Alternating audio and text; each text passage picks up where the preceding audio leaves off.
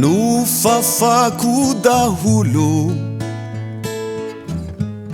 ny fatsiarovako fa ianao irery no tsy mba very no fafako daholo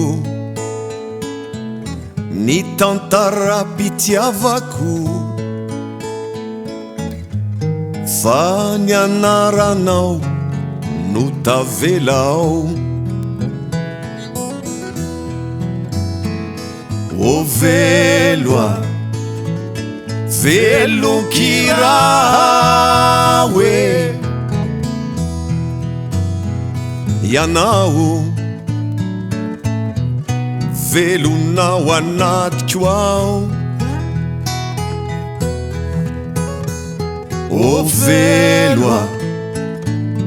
velon-kiraha hoe ny lanitra avo ka tsy takatro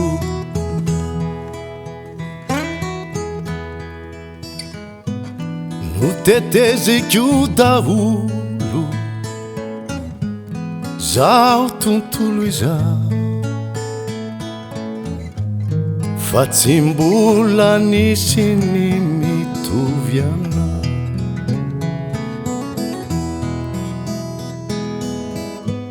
no teteziko daholo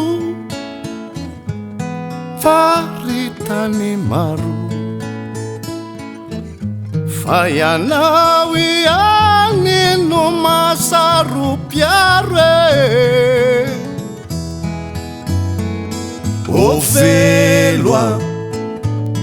ianao mamelonaina ty fiainako